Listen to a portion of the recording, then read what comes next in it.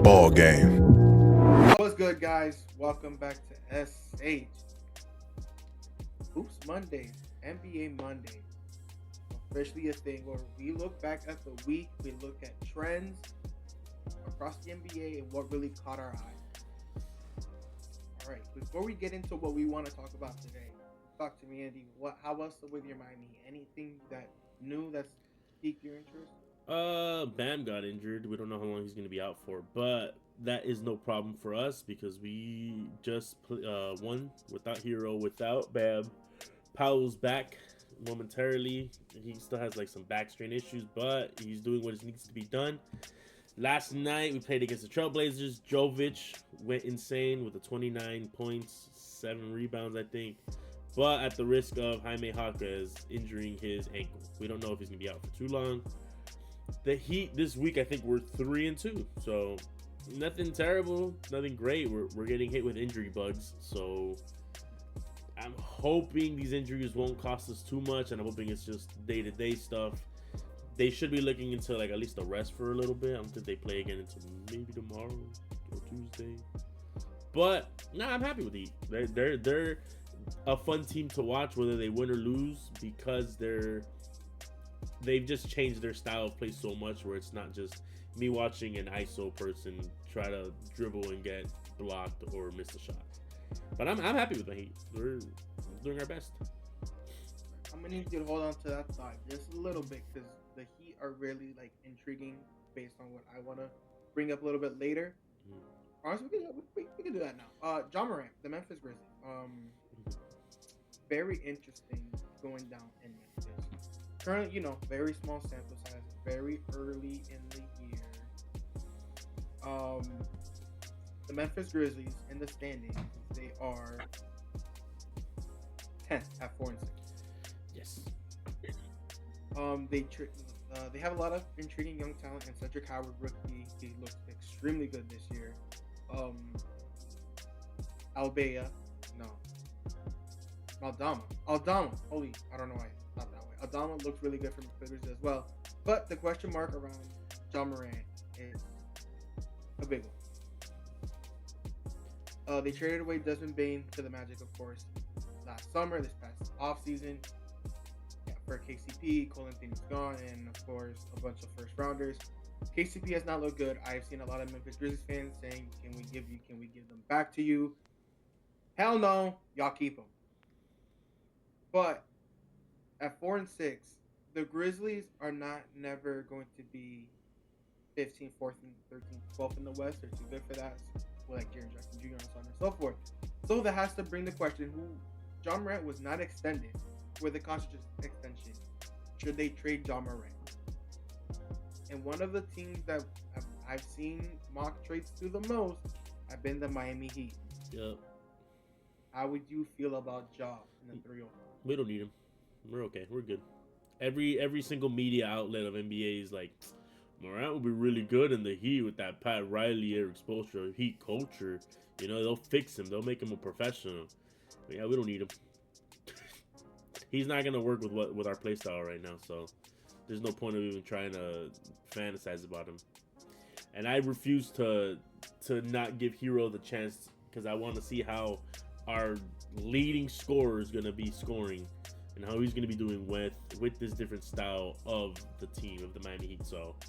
Yeah, you media outlets, you mock drafters, we're good over here.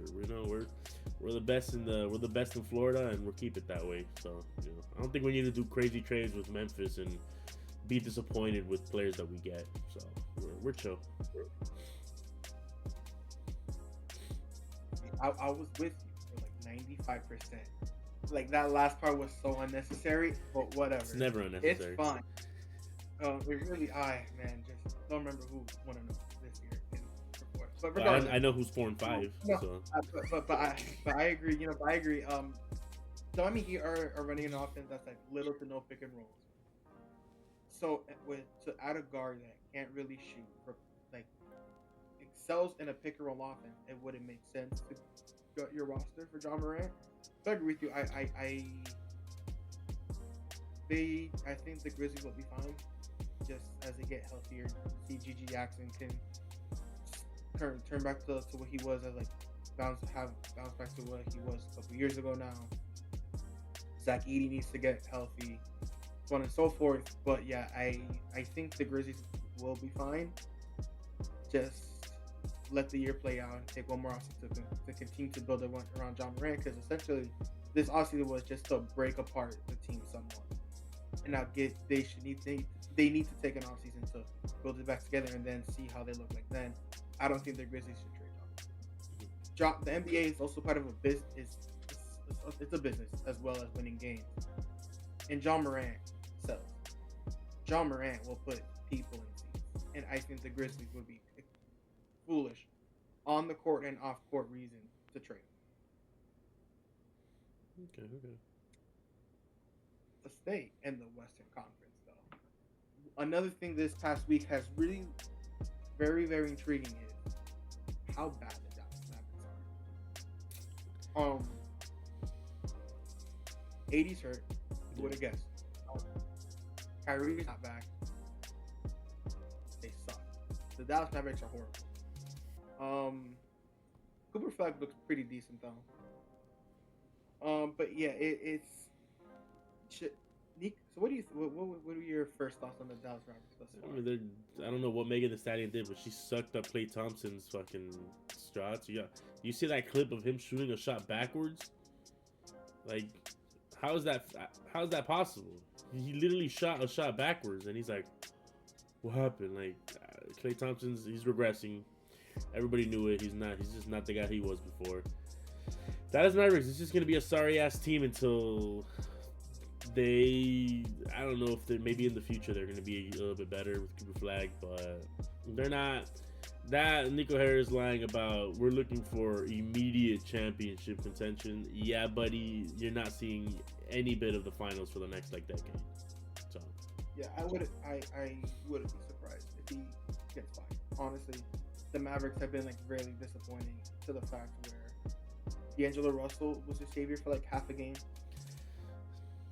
The Mavericks don't play defense, and especially now with no AD, your offense is so limited, and it's just unfortunate. You could have had, especially with watching Luka average 40 for the Lakers, where the Lakers are promising they're 16-3 without one arguably the best player of all time. So once they get LeBron back, see what the Lakers look like. But yeah, the Dallas Mavericks have been an atrocity this season. Yes. So going off of that though, yeah, I'm still on the Spurs. They're second in the West. It's the 7-2. They did finally lose 2 games this week, I think, but can't be undefeated. I just want. Oh, and Derek Fox is back. Gotta talk about that. He came back last night. Did pretty well. Looks like when I last looked. But yeah, bro, I'm still on their train. I'm still on the Wemby train. I refuse to deny the Spurs that they're not going to make it to the playoffs and make it pretty far, as long as everybody can stay healthy. Which they did take an injury with Dylan Harper, which sucks to see. But luckily, they do have Darren Fox to help that out. So. Yeah. Before we move on to the Eastern Conference, I do want to give the Phoenix Suns some love. For what? For going 5-5. They're 5-5. They're not what we thought they were going to be. I thought they'd be what the Pelicans are at 2-7. Fair point. Okay, that's true. Mark Williams looks extremely solid to start the year. Booker's at an all-NBA level, especially with Jalen Green that has not been healthy thus far either. Yeah, it sucked. He played one game, did really well. Yeah, exactly. Dylan Brooks.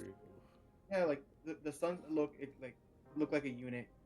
And I think this is the recipe that the Suns need to follow. Not make a mistake again of trading for another star, but just build around Booker being your best player. Yeah. The era of the big three is dead. So the Suns need to get that through their heads and build around Booker with complementary pieces. Yep. And make a decision whether or not Jalen Green can be the number 2 next to Booker. Is what they need to do. And then last thing before, as an early prediction, we're already 3 weeks in. It looks like we missed the mark on Clippers. They're 3-6. Man, I said I'm 95% confident in the Clippers, but there was gonna be that 5% that they are the Brooklyn Nets a decade later. I mean, I said they'd be an old They look retirement home, old. so I'm glad that I was right about that. Yeah, they look old. Kawhi's already missing games. Beal Harden ain't doing looks crap. good. Yeah, Brad Beal's not. He great. ain't nobody. He is not. Chris Paul is getting DNPs. I'm telling you. I knew it from the get go. You can't teach an old dog new tricks, and clearly this old dog team needs to be put down. But they're not going to. So they're gonna ride it out to be another year of failure. But talking about failures, let's head on over to the East. I mean, I'm just gonna say it. You know, Indiana's going through it. Poor guys, they're injury prone. Yes. I mean, injuries yes, we knew they were 1-8 though. Listen, we knew they'd be out without Miles Turner and Halliburton for the year. I mean, obviously Turner's gone without Halliburton for the year. However, Nembhard finally came back after getting hurt in the first game. Mm-hmm. I'm pretty sure the Pacers, there was a couple weeks ago where they had an 8-man injury list prior to a game. The Indiana Pacers are going through it. Yes, they're failures. That's bottom line. You can sugarcoat it all you want. Yes, it's injuries, but 1-8's a rough start.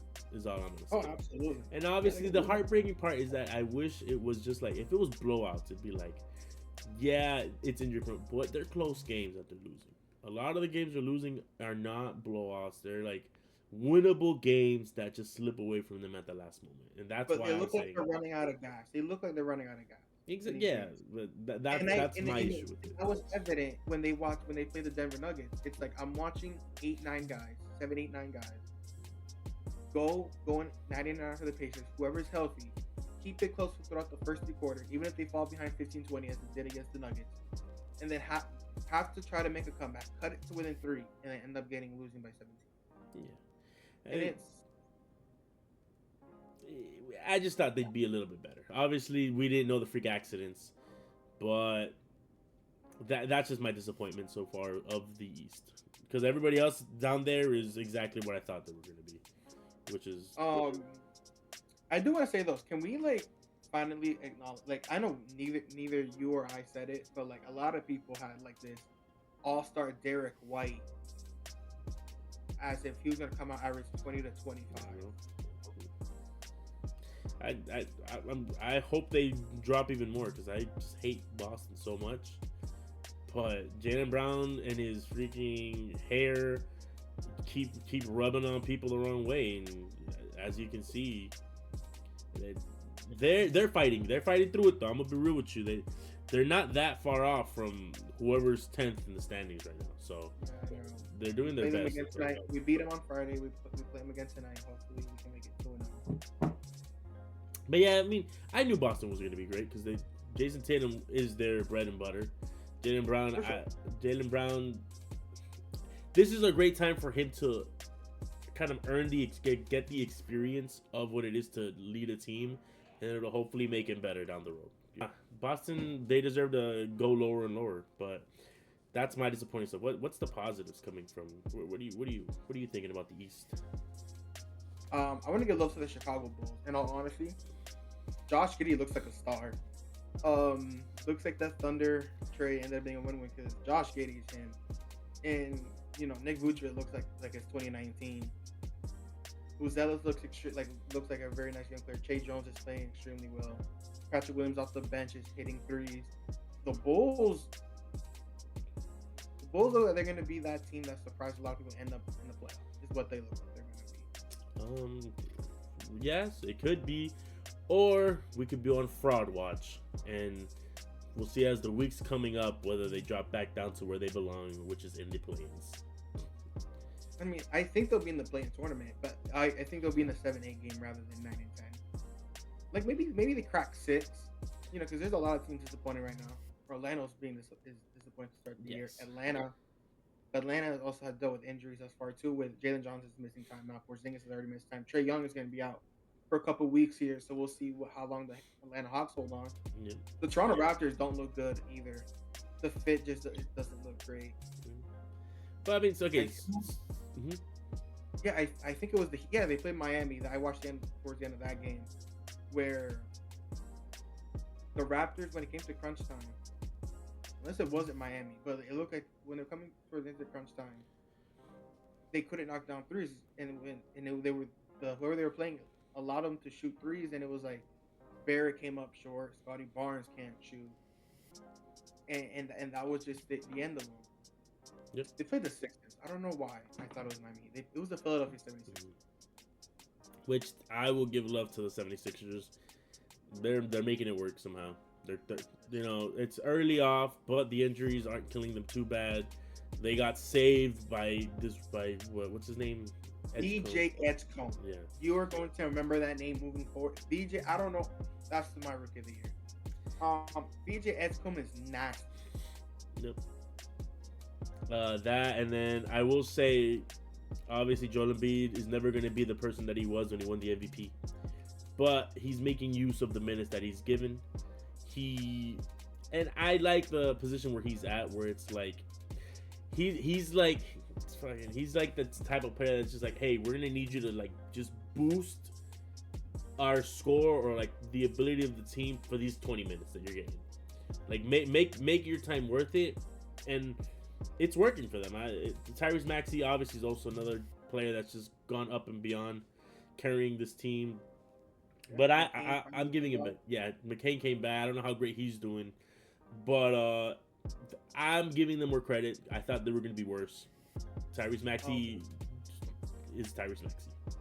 Yeah, honestly, it has a lot to do with Tyrese Maxey and how good VJ Edgecombe is to come out of the gate. And it's like the 76ers style, like their new style of play. I really like it a lot. And it's going to be that Joel Embiid, I think right now he'll be playing around 30 minutes a night. And that'll be fine. The 76ers will play run and fast. But Joel Embiid is still good, will be good enough. So when they need to run a slow and half-court offense, Embiid will still be able to give it to you.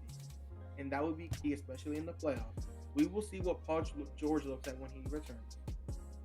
But if he looks anything close to what Paul George is, the 76ers are going to be up in the Eastern Conference.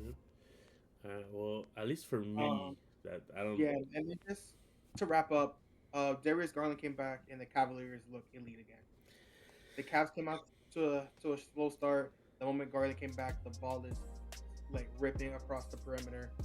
Donovan Mitchell looks like his life got a lot easier. Mobley looks great. Yeah, the Cavs are. They're looking like the same team that was last season, which is very dominant, top of the East. The issue is, and will always be, can they get to the finals? I know they're going to be great during the season. I just need them.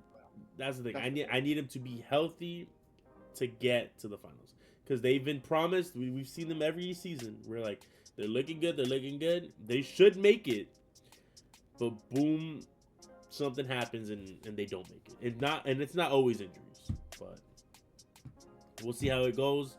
That'll be the end of our Week 3 NBA review. Stay tuned. Like Omar said, we're going to try to be doing this every Monday, so that way we can review the ups and downs, the freak accidents, anything that's crazy that's happened. But no, yeah, we're in for a good season. Hopefully these injuries in the beginning do not happen later on, because the NBA has been great, I will say. Every tough matchup has been worth a watch. Even this week, the cup games were fascinating. Double-digit wins. So I'm just excited to see what's going to happen next. Yep. I'm ready for this rematch against Boston in a couple hours here. And we'll see you guys next time. Peace.